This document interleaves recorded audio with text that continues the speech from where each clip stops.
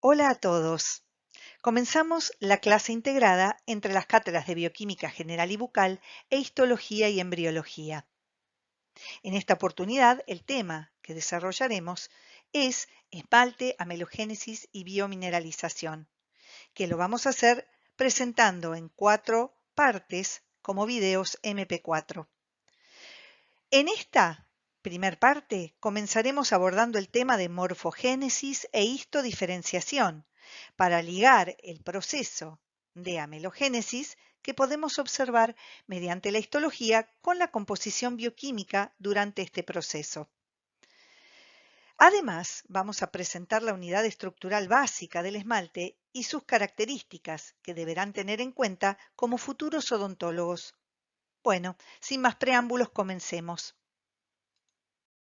Posicionemos al esmalte como el tejido mineralizado que recibe el impacto masticatorio y por lo tanto cubre a la corona y es el que va a observar o desde el punto de vista odontológico el que se va a encontrar el odontólogo, ¿sí?, al observar la cavidad bucal. Este tejido tiene que estar intacto y vamos a ver cómo es que se forma este tejido para lograr realmente tener esta resistencia, ¿sí?, tanto al impacto masticatorio como a los fluidos que recibe en esa cavidad bucal. Normalmente este esmalte se apoya sobre la dentina coronaria, que a modo de colchón, si bien es un tejido mineralizado, tiene menor grado de dureza, lo que hace es, en su conjunto, proteger a la cámara pulpar. Ustedes bien saben que la cámara pulpar tiene, ¿sí?, todos los tejidos, el tejido blando, ¿sí?, que hace a la funcionalidad o a la actividad, a la vitalidad de este diente y es sumamente importante. Por otro lado, el esmalte también contacta en un estado de salud bucal donde el borde gingival está intacto, ¿sí?, contacta también sobre la encía libre. De modo que también es importante tener en cuenta que hay, ¿sí?, un microambiente también en esta región del esmalte. Todo esto hace a que tengamos que observar un poquito en detalle cómo es el patrón, cómo es la amelogénesis, cómo las células que se ocupan de formar este esmalte lo van a hacer y luego van a desaparecer durante la erupción. ¿Por qué?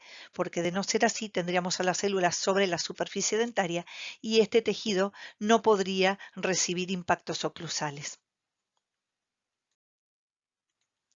Entonces, durante la amelogénesis hay dos etapas.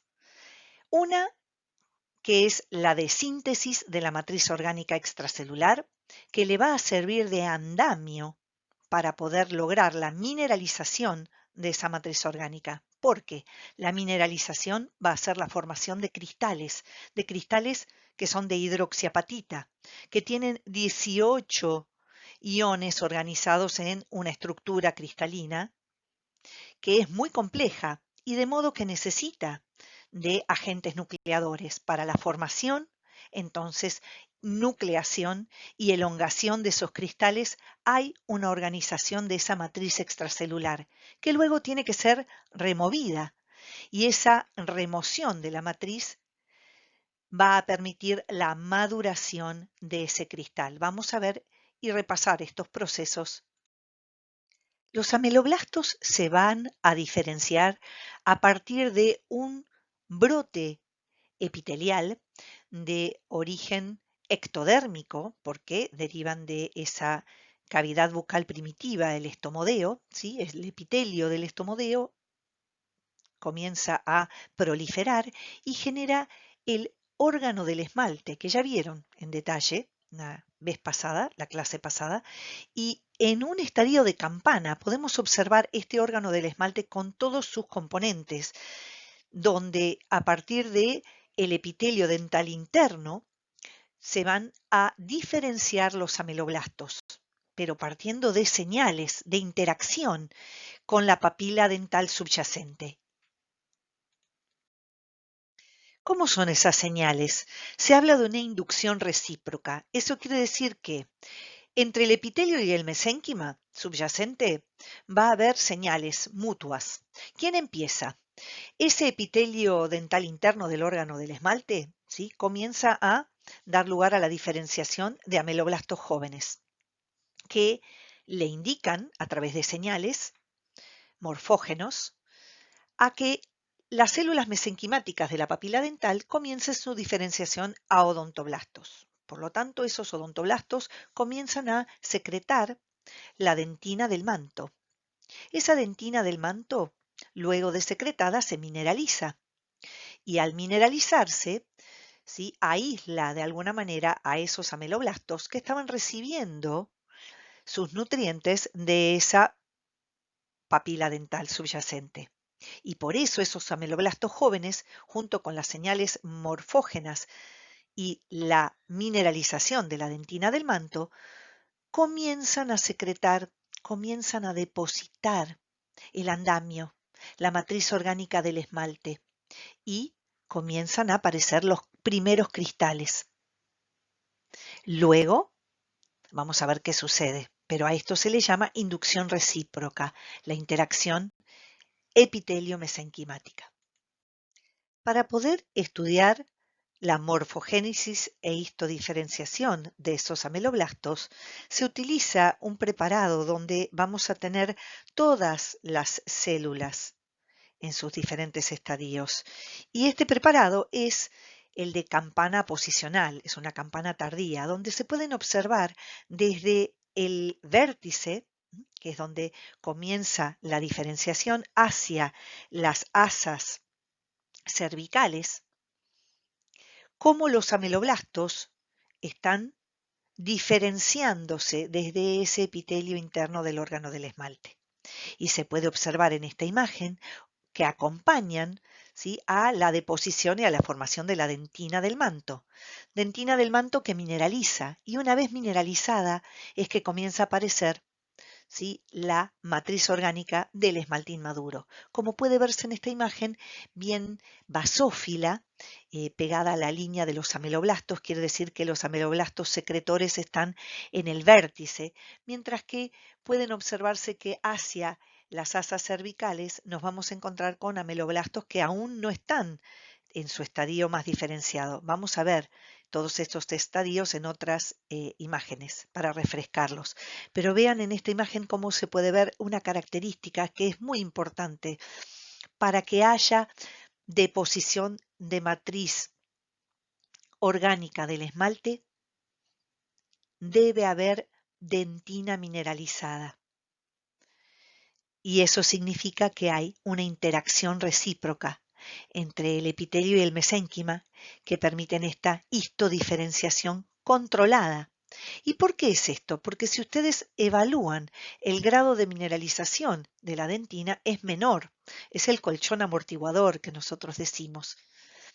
Para poder unir un tejido que va a ser más mineralizado que la dentina, se necesita primero tener la dentina subyacente, poder ubicar un tejido que sirva de interfaz, que vamos a ver que se llama conexión amelodentinaria, y luego de esta tener al esmalte, que va a ser el tejido más mineralizado del diente. Vamos a ver en etapas esta secuencia y refrescarlas. Para poder observar las matrices orgánicas de los tejidos mineralizados, se procede primero a la descalcificación de la muestra para luego realizar los cortes histológicos, finalmente en este caso y en el ejemplo anterior y en el que sigue, teñirlos con hematoxilina y eosina. En esta imagen vemos un grado más avanzado de histodiferenciación y aposición, donde ya toda la corona, es decir, el esmalte y la matriz orgánica de este esmalte se está viendo bien basófila sobre la superficie coronaria. Se ve que disminuye, ¿sí?, su espesor hacia la región cervical, estando presente, y comienza a observarse en esta imagen la aparición de la vaina de Hertwig, que corresponde a la formación de la raíz, el inductor de la raíz. Quiere decir entonces que ya está todo el esmalte, la matriz orgánica del esmalte inmaduro, depositada, y esta tiene en este momento un grado de mineralización de aproximadamente un 30%, de lo que luego va a ser el esmalte definitivo. El esmalte, al madurar, va a ir aumentando su grado de mineralización y perdiendo su componente orgánico. Es decir, que la remoción de esa matriz orgánica deberá ocurrir para que realmente este esmalte adquiera un alto grado de mineralización. Esto puede verse, ¿sí?, en un estadio donde ya la raíz y la vaina de Hertwig están demostrando, ¿sí?, induciendo a la formación de la dentina radicular, la dentina del manto radicular, y posteriormente la cementogénesis, que no es tema de esta clase. Entonces nos vamos a enfocar, fíjense, en esta región, vamos a ver a un mayor aumento, ¿sí? Cómo se ve realmente que esa basofilia que estaba presente en la imagen anterior, ven cómo acá empieza a desaparecer. Aumentemos un poquito más esa región.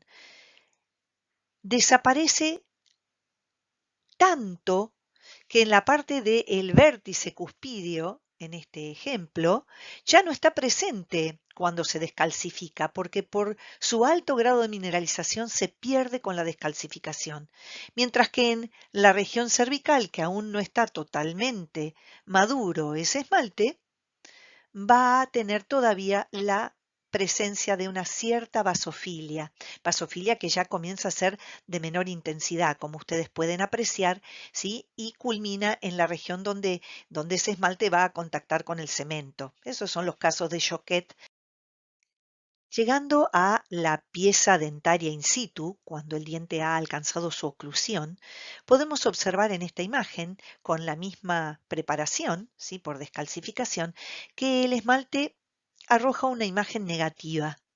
No lo vemos presente, ¿sí? La matriz orgánica de este esmalte es tan escasa cuando está maduro que no es posible visualizarlo a través de este procedimiento de descalcificación. Se trata de una sustancia extracelular. Las células que formaron el esmalte tras la erupción han desaparecido, no están presentes, por lo tanto no requiere ni de vasos que lo nutran, ni de inervación. La inervación va a estar en la profundidad de esa pieza dentaria, que es en la pulpa, ¿sí?, y mediante el complejo dentino-pulpar, tema que no es de esta clase. Otra característica que tiene, que es muy importante debido a que ya no tiene las células que le dieron origen presentes, no puede remodelar, es incapaz de hacerlo. Pero al estar en contacto con la cavidad bucal y con la saliva y una interfaz de agua inmóvil que se genera entre esa superficie del esmalte y el medio externo, tiene y puede tener intercambios de iones. De hecho, los que son odontólogos, lo que usan es esta característica de esta interfaz, por ejemplo, para hacer las topicaciones con flúor. Eso genera entonces un intercambio iónico que favorece a que ese esmalte sea más resistente al ataque ácido, por ejemplo. Es capaz de remineralizar y esto es un proceso que hace posteruptivamente. Como les mencioné anteriormente, el desarrollo de los ameloblastos progresa desde los bordes incisales o cuspidios hacia el asa cervical. Entonces, podemos ver en un único corte histológico todas las etapas de los ameloblastos si elegimos un corte en la etapa posicional.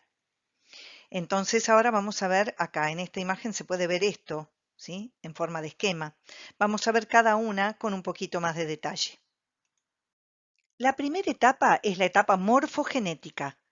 Morfogénesis significa que esos preameloblastos que derivan del epitelio dental interno del órgano del esmalte, lo que van a hacer es determinar la forma de esa conexión amelodentinaria y de la corona dentaria. Esta etapa se inicia en el estadio de casquete, donde ahí encontramos a todos los preameloblastos, mientras que en el estadio de campana aposicional, imagen que vimos hace un momentito atrás, los vamos a ver próximos a las asas cervicales.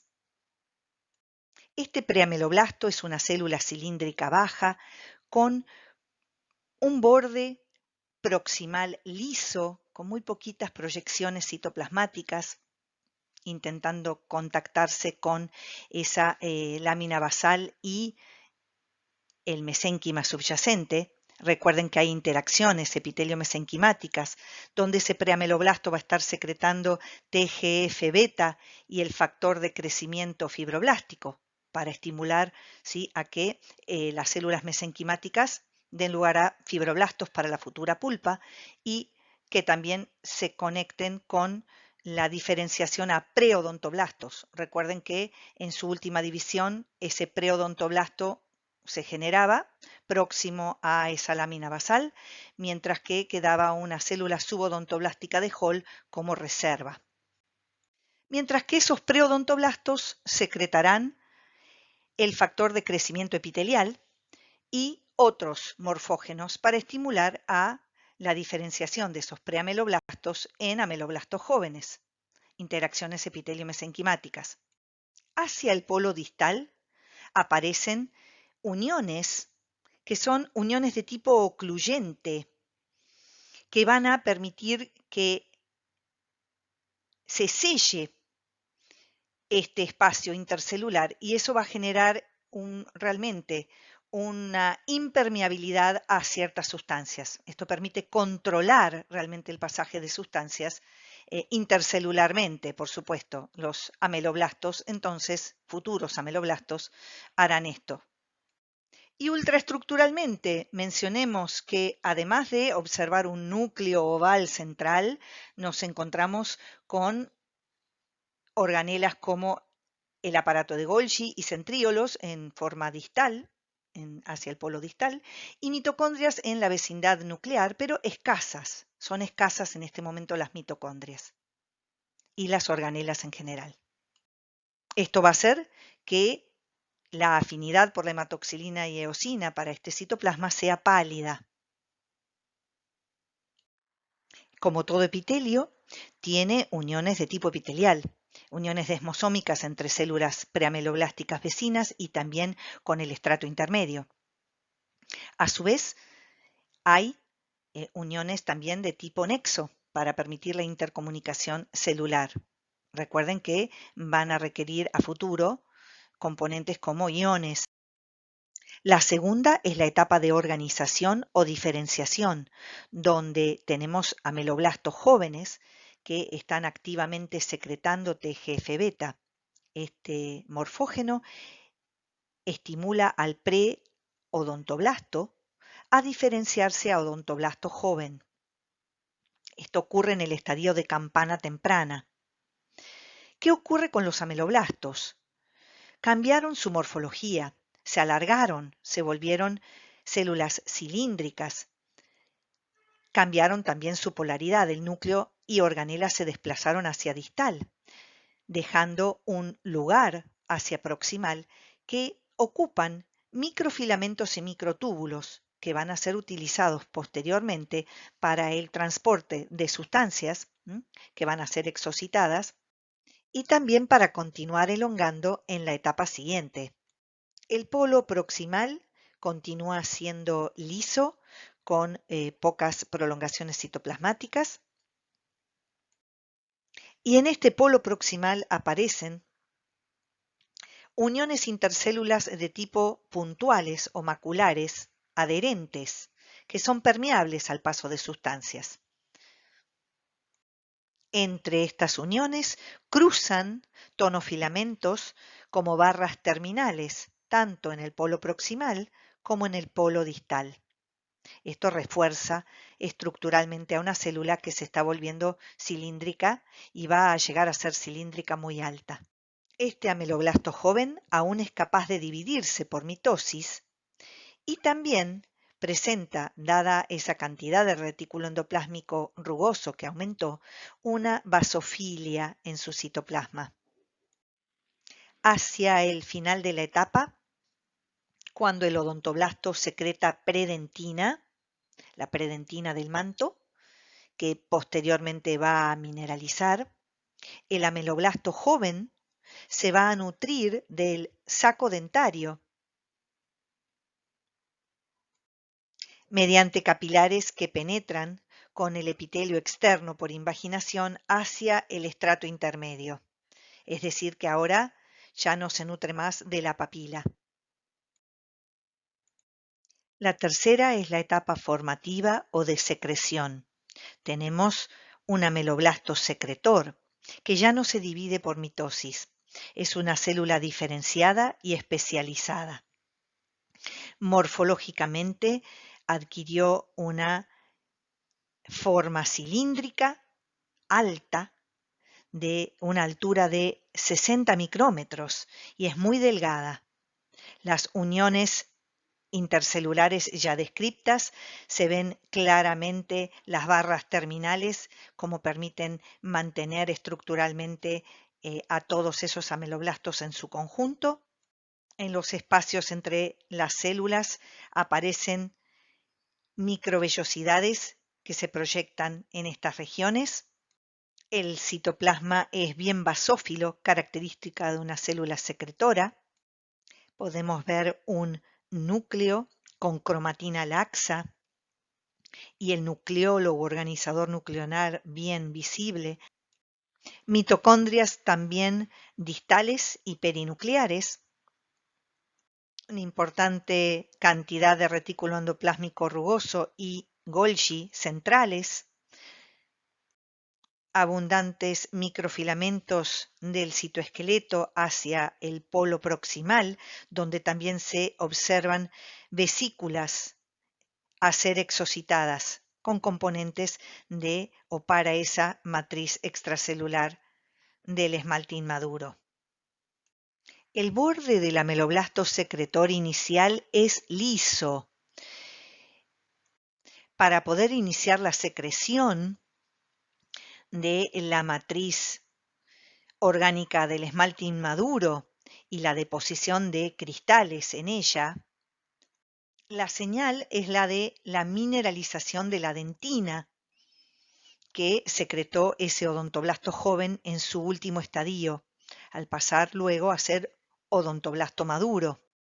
Para integrar en esta imagen del lado izquierdo del proceso odontoblástico de ese odontoblasto que comienza a secretar la predentina con las fibras gruesas de colágeno paralelas entre sí y perpendiculares a la lámina basal ameloblástica, que está siendo degradada y removida, y de donde se ven desde la superficie del odontoblasto cómo están siendo liberadas las vesículas matriciales para que esa predentina del manto mineralice, que se ve del lado derecho de la imagen, ya mineralizada con las fibras insertas en ella, sobre la cual se van a poder depositar esos cristales de esmalte aprismático, como se pueden ver sobre ella, y por otro lado, por debajo de esta dentina del manto mineralizado, como el odontoblasto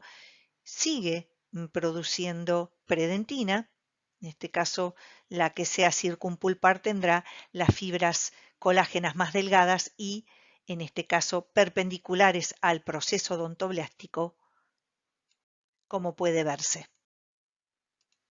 Una vez que está formado el esmalte aprismático que corresponde a la conexión amelodentinaria, se puede ver ahí cómo queda en un reborde festoneado, el ameloblasto secretor pasa a ser activo y lo que ocurre en él es que a el polo proximal se le extiende el citoplasma más allá de la barra terminal proximal, generando así el proceso de Tomes, a partir del cual se va a poder formar el esmalte prismático. Los cristales se van a depositar de una manera ordenada en esa matriz orgánica del esmalte inmaduro que está formando este ameloblasto secretor activo. Pero eso lo vamos a ver más adelante.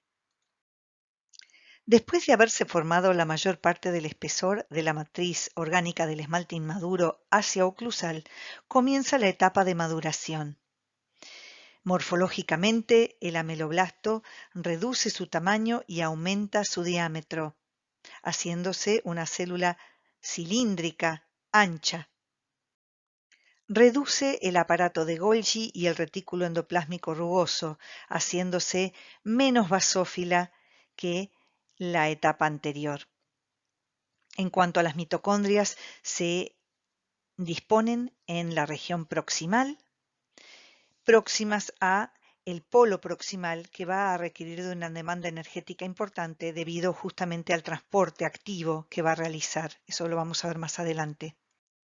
Pero para que los cristales puedan crecer en ancho y en espesor, deberá ser removida la matriz orgánica del esmalte inmaduro, y para eso va a haber la necesidad de liberación de enzimas digestivas y remoción de esos componentes previamente digeridos. Por lo tanto, las organelas que se asocian con esto son el aumento importante de los lisosomas y autofagosomas que están presentes en estos ameloblastos absortivos. Las uniones intercelulares ya descritas en las etapas anteriores continúan en esta. Y otro detalle importante a destacar es la modificación que ocurre en el polo proximal, donde desaparece el proceso de Tomes y es reemplazado por un borde que cicla entre rugoso y liso, volviéndose de esta manera absortivo el ameloblasto. El detalle lo vamos a ver más adelante dentro de esta clase. Y la etapa de protección comienza cuando el esmalte está mineralizado en su totalidad. Entonces, el ameloblasto reduce su tamaño, regresiona, involuciona y se vuelve protector, porque este ameloblasto ahora es una célula cúbica, en principio, que va a secretar la cutícula primaria o membrana de Naismith y luego va a ir reduciendo aún más su morfología, aplanándose y confundiéndose con el resto de las capas del órgano del esmalte, que van a conformar el epitelio reducido del órgano del esmalte. Esta célula entonces ha reducido sus organelas, su aparato de Golgi, se encuentra la cromatina más condensada y característica es pálida citoplasmáticamente con respecto a la tinción con hematoxilina y eosina. Ya no se distinguen polo proximal y distal, que es una célula cúbica, y tampoco se observan esas uniones tan importantes que había en los otros estadios. Y para que ustedes puedan ordenar en forma comparativa cada una de estas etapas del ciclo vital de los ameloblastos, les propongo una actividad al final de la parte 3 de esta clase. Y antes de dar paso a la bioquímica del esmalte, les pregunto, cuando observan esta imagen, ¿qué pueden decir de la misma? ¿Pueden completar? ¿Qué observan en este preparado?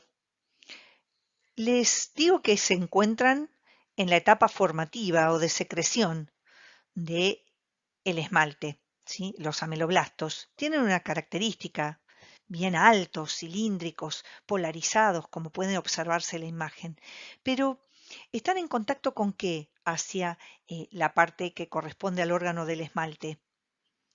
Presentan uniones, no solo uniones intercelulares, sino que también presentan uniones con el estrato intermedio, que vamos a ver que es sumamente importante, guiando la formación, guiando el retroceso de esos ameloblastos. Pero acá fíjense que se ve, en principio, el retículo estrellado, ese estrato intermedio en contacto con los ameloblastos, que son ameloblastos secretores, bien desarrollados, y se observa que hay una matriz orgánica del esmalte inmaduro que se está secretando.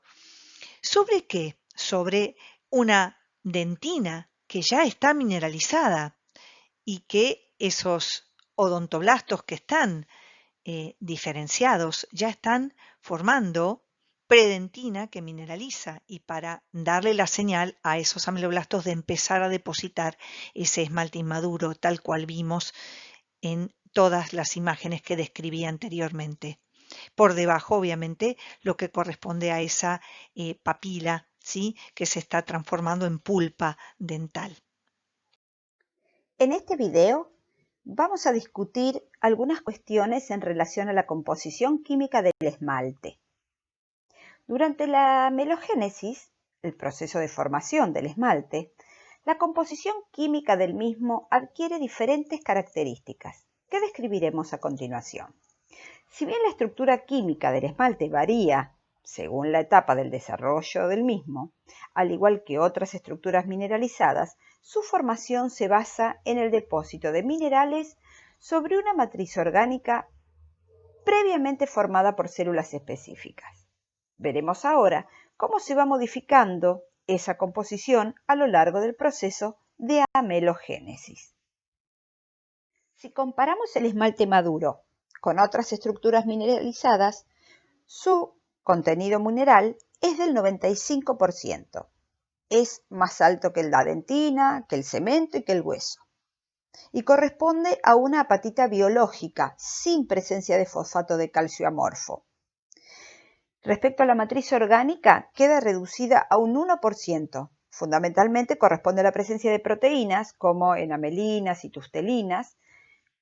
A diferencia de otras estructuras mineralizadas, el esmalte carece de colágeno. Además posee un 4% de agua y en este cuadro comparativo podemos observar que cada una de las estructuras mineralizadas, a medida que aumenta el contenido inorgánico, disminuye el contenido orgánico. Veamos en este gráfico cómo se va modificando la composición química del esmalte durante su maduración. Fíjense que en el gráfico se relaciona la variación en la densidad del esmalte en función de su contenido orgánico e inorgánico. La etapa de maduración del esmalte se caracteriza por una continua ganancia en la fase mineral, o sea, fase inorgánica, y una recíproca pérdida de material orgánico, que es fundamentalmente agua y proteínas. El contenido orgánico en porcentaje, en peso, disminuye desde el 19% hasta llegar al 1%. El contenido de mineral, en cambio, aumenta desde un 37% hasta un 95% al final de la maduración. Y el contenido de agua también disminuye, pasa del 44% al inicio de la formación a un 4% aproximadamente en la maduración del esmalte. Considerando que aproximadamente el 96% del contenido inorgánico en el esmalte se presenta en forma de múltiples cristales de hidroxiapatita, surge la pregunta ¿por qué el esmalte no está formado por un cristal único? Si fuera así, es decir, un único cristal duro y frágil, se fracturaría durante los impactos masticatorios. Entonces se organiza en forma de numerosos cristales bien imbrincados que le confieren al tejido una dureza similar al hierro y al acero, es decir, altamente resistente. Dichos cristales adquieren una disposición estratégica dentro de un prisma, otorgándole una elasticidad muy alta para su dureza. Además hay que considerar las formas, la dirección y la interrelación entre dichos prismas. Pero esto recién empieza. Ya presentamos el proceso de amelogénesis, los ameloblastos, cómo son estas células y qué realizan, qué es posible visualizar histológicamente y continuamos develando los misterios. Tenemos que ver por qué se ve histológicamente de esta manera y la bioquímica es la que se ocupa de mostrarnos el por qué. Los invitamos a abrir el segundo archivo correspondiente a esta clase de esmalte, amelogénesis y biomineralización.